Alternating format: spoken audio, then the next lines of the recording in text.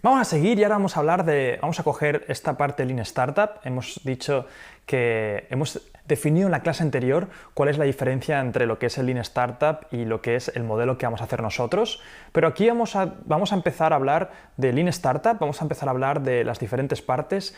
En concreto toca la de crear, qué creamos, por qué creamos, y de ahí veréis que la metodología que estoy explicando ahora se puede aplicar también a lo de hacer hipótesis y asunciones para cada parte y cada plantilla. La primera parte del método va destinada a eso, a transformar tus ideas en prototipos de propuesta de valor. Esto se hace a través del producto mínimo viable o, como veremos luego también, en experimentos y pruebas si tu asunción no es de la propuesta de valor, es de un canal o de otra cosa. Creamos una hipótesis alrededor de nuestra propuesta de valor o de cualquier otro segmento de nuestro lienzo de modelo de negocio.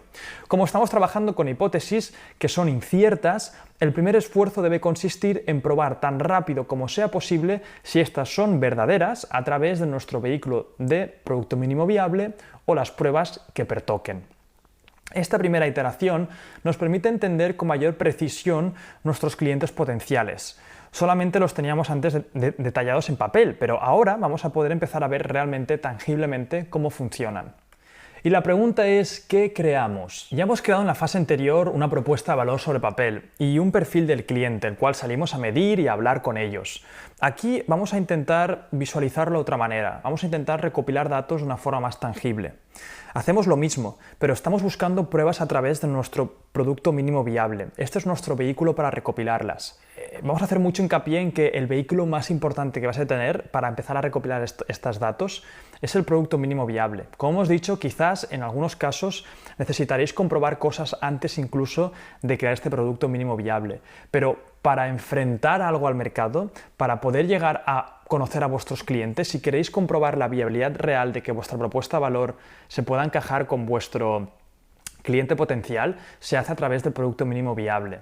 En el caso de que vuestra asunción, como hemos dicho antes, resulte que tenga que ver más con el canal o con un socio clave, deberéis hacer quizás una pequeña prueba para comprobar si eso es viable, porque es lo que va a definir si vuestro modelo de negocio tiene sentido, pero sí o sí todos vais a tener que al final crear un producto mínimo viable. No es algo de lo que os vais a poder escapar, porque el producto mínimo viable es el instrumento que realmente va mejor a la hora de captar información, porque es como si el cliente ya estuviera comprando, ya estuviera realmente dándote información según lo que tienes, no solo sobre opiniones.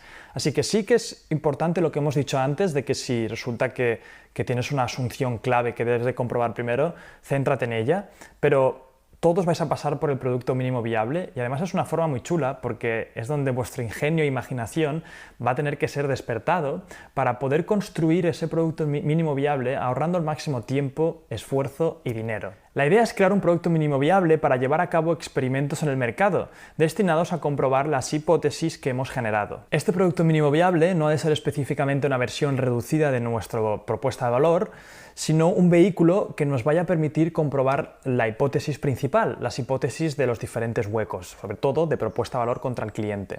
Seguramente ya tienes las plantillas rellenadas, y al rellenar nuestras plantillas estamos indirectamente asumiendo muchísimas cosas. Tras rellenar las plantillas de la propuesta de valor o el cliente potencial e integrarlas en nuestro lienzo de modelo de negocio, estamos definiendo una realidad que aún no ha sido comprobada.